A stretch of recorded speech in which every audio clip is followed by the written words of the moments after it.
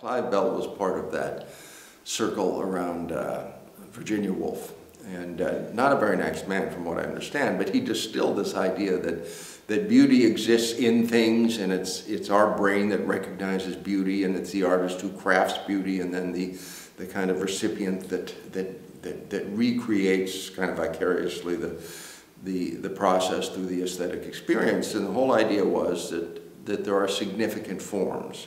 And these significant forms are art. And how do we know them? We know them because we see them. So that's a very wonderful circular argument, and anybody like Clive Bell or Immanuel Kant can be very comfortable in the imperative of the common perspective. But for those outside that circle of intellectual elitism, it's not a very satisfying criterion for defining art. So once I became acquainted with some neuroaestheticians who were working on shape with monkeys. They plant little things in their heads, and we're discovering that individual neurons, one neuron, has a response potential to a shape.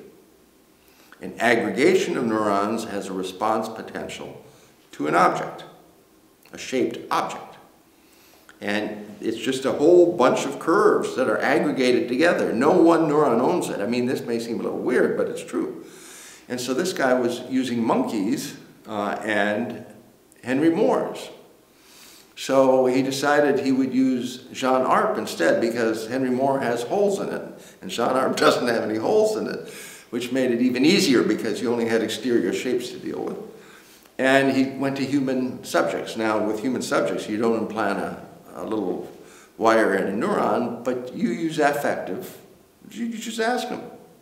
So he concocted this experiment in the lab, which had 104 different groups of blobs. And many of these blobs were actually deformed ARPs along certain algorithmic formulae or whatever. I never quite figured that out, but they'd get blobby and fat toward the right and skinny and pointy toward the left. And so we did this in the museum with 10 sets. And people put on little 3D glasses and you'd look at them. And all you had to do was circle the one you liked the least and the one you liked the best.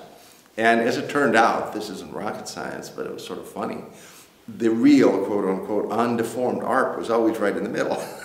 So if you ever figure that out and you saw it as a contest, which it was not, it wasn't so hard to get the right answer. In any event, there was a huge degree of aggregation. Surprise, surprise, just to the lower left of the original. And what I mean by that, just slightly rounder and blobbier. Now just hold that thought. Hold that thought, and I'm going to provide an answer. So what in effect are we learning? People like soft, blobby things, right? Okay. So I'm talking about a subject not unlike this with a guy, another neuroscience guy. And since he knows I'm a medievalist, he gave me this paper. And the paper was, why does the Virgin Mary always hold the Christ child on her left arm? It has to do with right eye bonding. The child's dominant right eye can engage with the mother's face. So here it was in medieval art. There's a whole special term for the fact that Christ child is on the left arm. In fact, it's believed that St. Luke, in a miraculous way, painted the portrait. So the one in Czestochowa and the one in, Our Lady of Vladimir, they're all the same, almost all the same. And so there's a theology, in effect, for something that in fact is biologically determined. So if you kind of weave that notion of the right eye dominant child engaging with the face of its mother and scroll back to the soft round shapes, it all has to do with children and nursing. So what I'm saying is evolutionary biology has a lot to do with aesthetics. And that gets you back to the basic question, what good is art? And if you could answer what good is art, you wouldn't have to advocate for it because you would know what it was good for. Like iodine and salt, like fluoride and water. If you don't have it, you're missing something. So my advice to anybody who's struggling with that question is go to Lascaux. because there's no place in the world that art is more gratuitously present at a higher degree of quality than in that cave painting. It's so incredibly good. There is no practice, there's no erasure, and nobody knows why in the hell it's there. Right? So if you can answer that question, it's got to be something that's hardwired into our head, and it has to be utilitarian. It has to have benefit. It has to have value. And the answer is perhaps very easy, but it deserves critical thinking, deserves thought.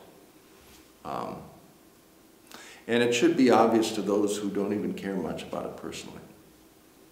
You know, I might not care about going to a park, but I value the presence of parks. I might not care personally about the upland gorilla, but I think there should be some.